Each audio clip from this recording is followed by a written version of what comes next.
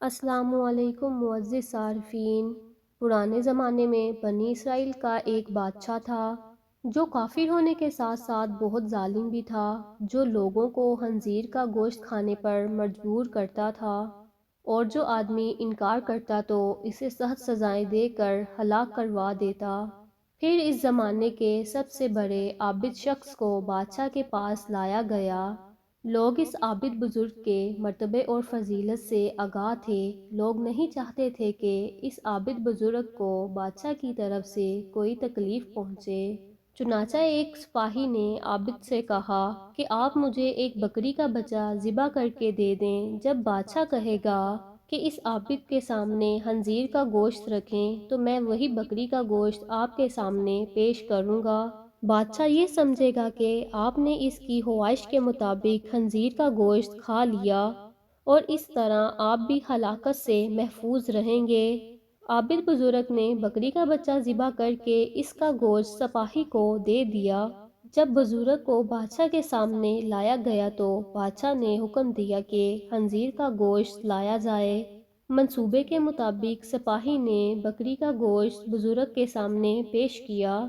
بادشاہ نے کہا میرے سامنے خنزیر کا گوشت کھاؤ۔ بزرگ شخص نے کہا ہرگز نہ کھاؤں گا۔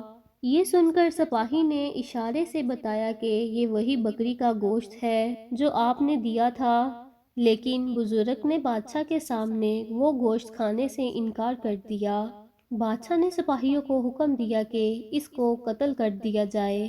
جب بزرگ کو قتل کے لیے لے جانے لگے تو وہی سپاہی قریب آیا اور کہا آپ نے گوشت کیوں نہ کھایا؟ باخدا یہ وہی گوشت تھا جو آپ نے دیا تھا۔ بزرگ نے کہا کہ ایسی کوئی بات نہیں، بلکہ میں اس بات سے ڈر گیا تھا کہ لوگ میری وجہ سے فتنہ میں مبتلا ہو جائیں گے، کیونکہ جب بھی کسی کو خنزیر کا گوشت کھانے پر مجبور کیا جائے گا تو لوگ کہیں گے کہ فلاں بزرگ نے بھی تو مجبور ہو کر خنزیر کا گوشت کھایا تھا، لہٰذا ہم بھی کھا لیتے ہیں۔ اس طرح لوگ بہت بڑے فتنے میں مبتلا ہو جائیں گے، اور میں لوگوں کے لیے فتنہ ہرگز نہیں بننا چاہتا۔ یہ کہہ کر وہ بزرگ خاموش ہو گیا۔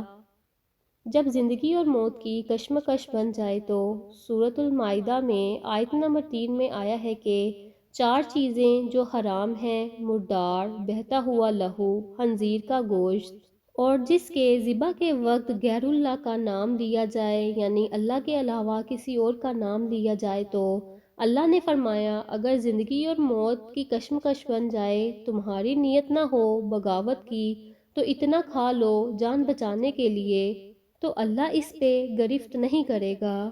سورۃ النحل میں آیت نمبر 106 میں ہے کہ کلمات کفر بھی کوئی بول دے اور دل ایمان پر ہو تو وہ کافر نہیں ہوگا اور اس پر گرفت نہیں ہوگی۔